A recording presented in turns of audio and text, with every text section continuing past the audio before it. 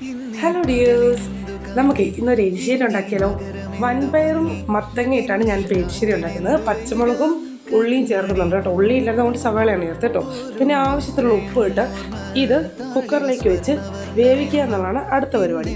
അപ്പം വെള്ളം ഒഴിക്കുന്നതെന്ന് വെച്ച് കഴിഞ്ഞാൽ നമുക്ക് ആ ഒരു പച്ചക്കറിയുടെ പോഷണ മത്തങ്ങയുടെ പോഷണത്തിലേക്കൊക്കെ വെള്ളം ഒഴിക്കുക. എന്നിട്ട് കുക്കറിൽ അടച്ചു വെച്ച് ഒരു 3 വിസിലടുപ്പിക്കുക. 3 വിസിലടിക്കുമ്പോഴത്തേക്ക് നമുക്കിത് ഓഫാക്കി വെക്കാം.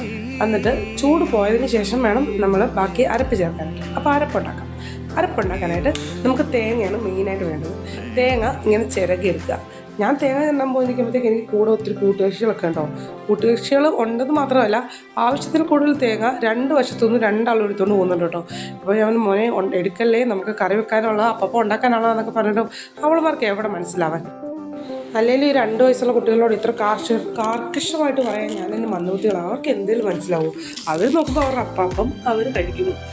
പിന്നെ ഇതൊക്കെയല്ലേ എൻ്റെ ഒരു രസം. കുഞ്ഞിക്കൈകളൊക്കെ വന്നിങ്ങനെ എടുത്തുകൊണ്ട് പോകുമ്പോഴത്തേക്ക് ആദ്യമൊക്കെ ചെറുതായിട്ട് ദേഷ്യം തോന്നുമെങ്കിലും പിന്നെ അത് നോക്കി കാണുമ്പോഴത്തേക്ക് നമുക്കൊരു സന്തോഷം തോന്നി. അതൊക്കെ പിന്നീട് കാണാമല്ലോ. കുറച്ച് നാൾ കഴിയുമ്പോൾ നമ്മളിങ്ങനെ തേങ്ങ വെച്ച് നീട്ടിയാൽ വേണ്ടെന്ന് പറഞ്ഞിട്ട് പോകുന്ന പിള്ളേരായിരിക്കും ഇവർ.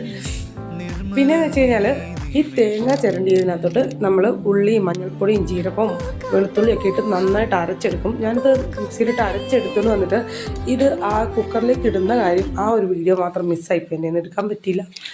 അപ്പം ഞാൻ കുറച്ച് തേങ്ങ ഉള്ളിയെടുത്ത് മാറ്റി വെച്ചിട്ടുണ്ട് കേട്ടോ.